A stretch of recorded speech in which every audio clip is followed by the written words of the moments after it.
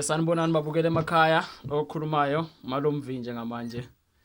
Ya, mawusesemutsha kule channel yethu bengicela ucindezele subscribe button, ucindezele ne like button ukuze njalo masisenda ama video ukwazi wathola ngokusheshsha. Ya, before nje sipholisa amaseko. Udaba esiphezulu namhlanje nantu.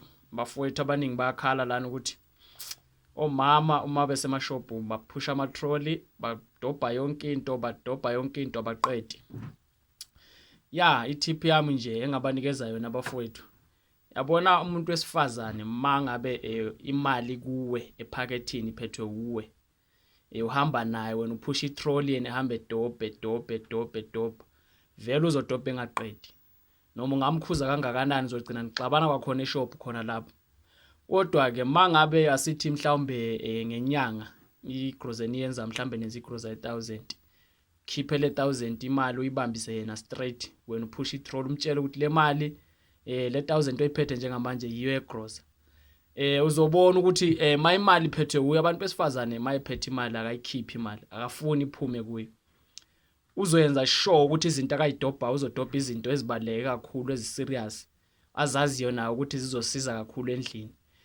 Uzonanzela ukuthi ngesinye isikhathi mhlawumbe mase siye ethilini imali ozofika ibhadala ethilini ngesinye isikhathi ungathola ukuthi uzobe seve 200 rand or 300 rand. So yeah, yi-tip yami engiyinikeza abafowethu ukuthi mangabe ungaziphatheli imali mawuyindoda especially imali lezi zokuthi kuthenga izinto endlini in ya nalento ukuthi mhlawumbe umuntu athi yena hayi mina unkosikazi lokuzeni ipin number yami akayazi ipay yami akayazi payslip yami akayazi leyo nto leyo izokuphilisa kanzima mawuyindoda ufihlana nezimali izinto ezifana lezo uyayikhipha nje umbonise mayi 2 rand ayazi na ukuthi 2 rand akwazi na ukuthi mangabe plan izinto or uyenzane plan lephezulu kwemali akayazi ukuthi wena uphethe emalini nokuthi mhlambe abe sigcine sespeculate lokwesithi ukucabangela ngesinye isikhathi uthola ukuthi mhlambe yena ufuna ezinye izinto ezibiza imali eningi wena unayo leyo mali andiwesaba ukumtshengisa ukuthi wena uphethe emalini lento izokuphilisa kanzima kakhulu impela iphilisa kanzima abantu abaningi.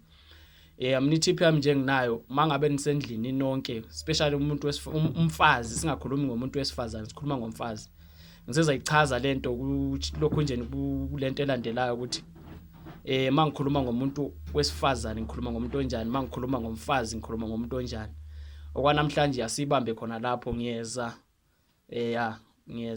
ngiyeza subscribe lapho ngaphansi like lokho nje sizobe sifaka ama video amaningi besithi nje sizwe ukuthi lento isebenza kanjani yangena noma yenza kanjani.